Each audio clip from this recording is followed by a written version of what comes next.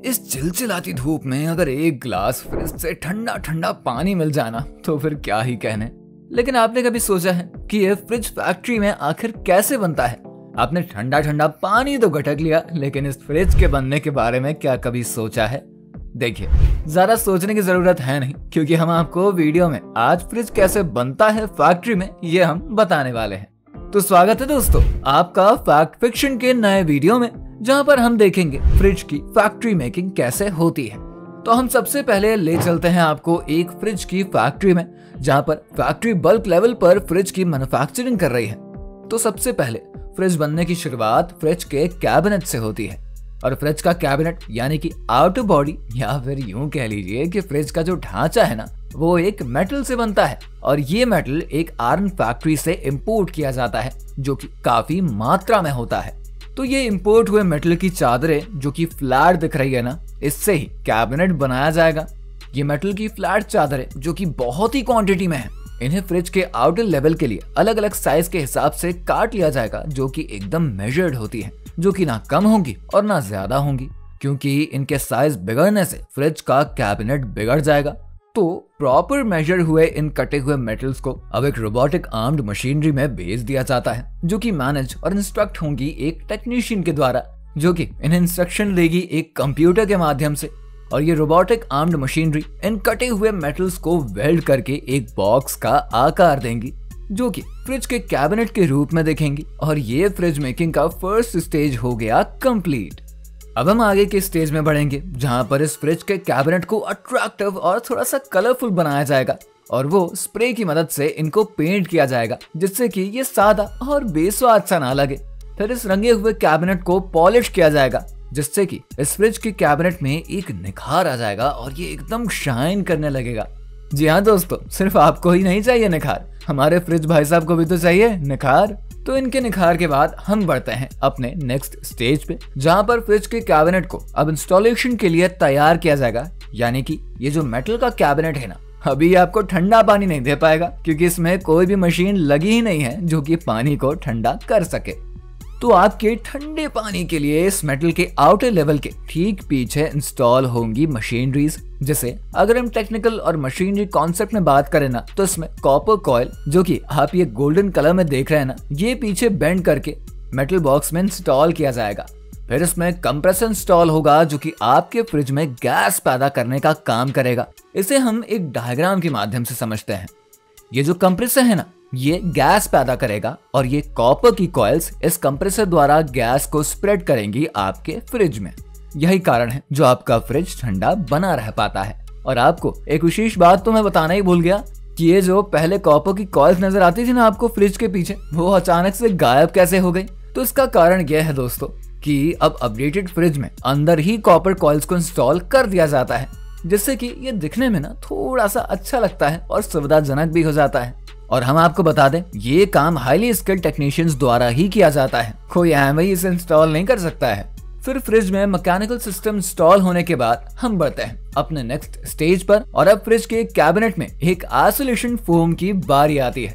ये isolation foam आपने अपने फ्रिज में ज्यादातर सफेद रंग में ही देखा होगा, जो कि फ्रिज को अंदर और बाहर से मजबूत रखती है, और ये कॉपर की बॉडी कंप्रेसर की गैस को एब्जॉर्ब नहीं कर पाएगी। इसीलिए एब्जॉर्प्शन के लिए आइसोलेशन फोम लगाना बहुत ही जरूरी है, जो कि एक तरीके से फ्रिज का इंटीरियर में भी काम आता है, और फ्रिज की गैस को बाहर नहीं जाने देता है, और बाहर की गर्मी फ्रिज में अंदर नहीं आ पाती है। फिर बारी आती है हमारे इस फ्रिज के गेट की।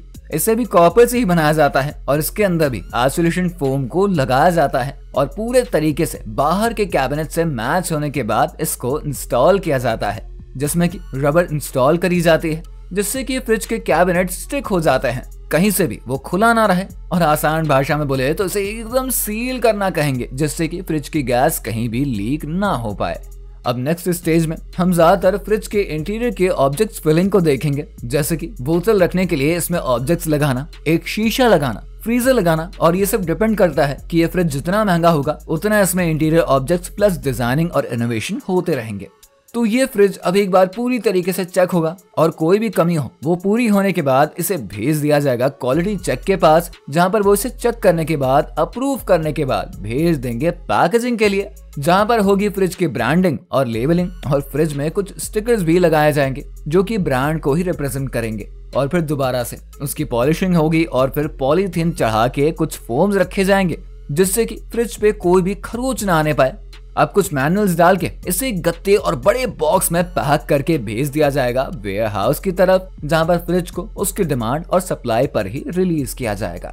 अब हम बढ़ते हैं आगे अपने वीडियो में, जहां पर हम बात करेंगे कोल्ड स्टोरेज की। जी हाँ दोस्तों, ठीक सुना है आपने। आप जो फल और सब्जी ऑफ सीजन में खाते हैं ना, और वो पूरा ऑफ सीजन जो फ्रेश रहता है, उसका क्रेडिट सिर्फ और सिर्फ कोल्ड स्टोरेज को ही जाता है।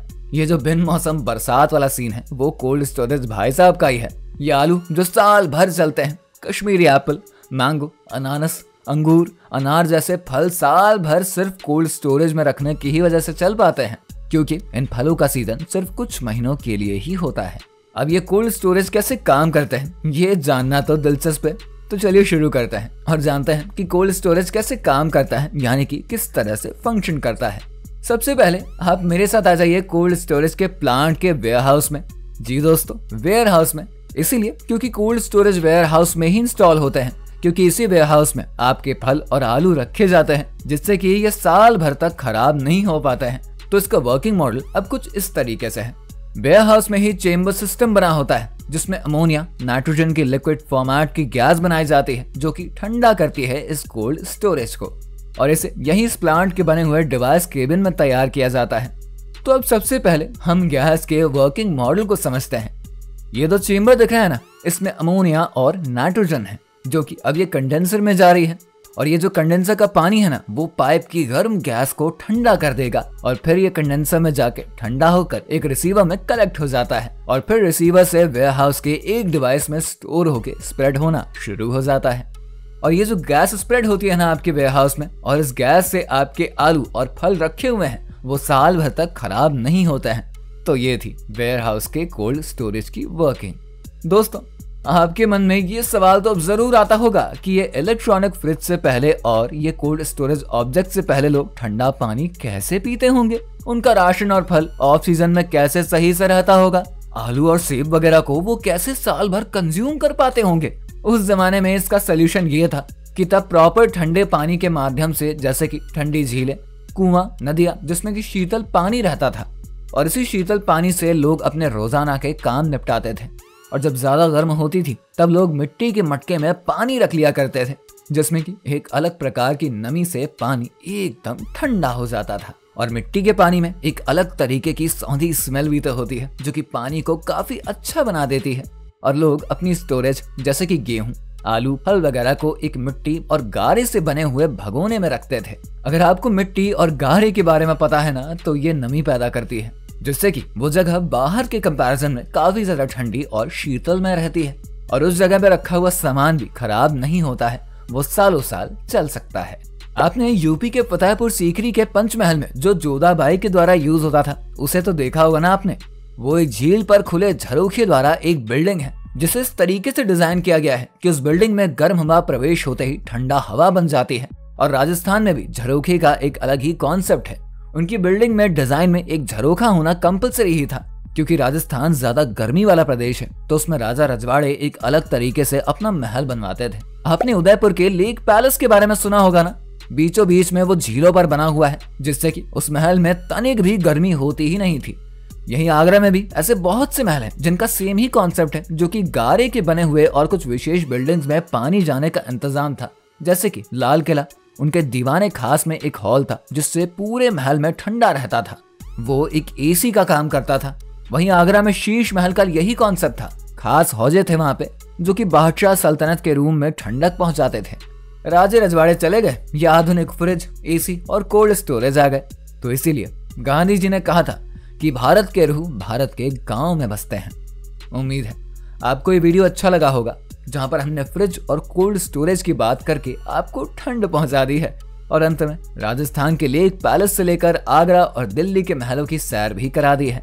तो इस ठंड से भरे वीडियो के लिए एक लाइक, शेयर और सब्सक्राइब जरूर कर दीजिए। मिलते हैं किसी और नेक्स्ट टॉपिक पर, तब तक के लिए टेक केयर।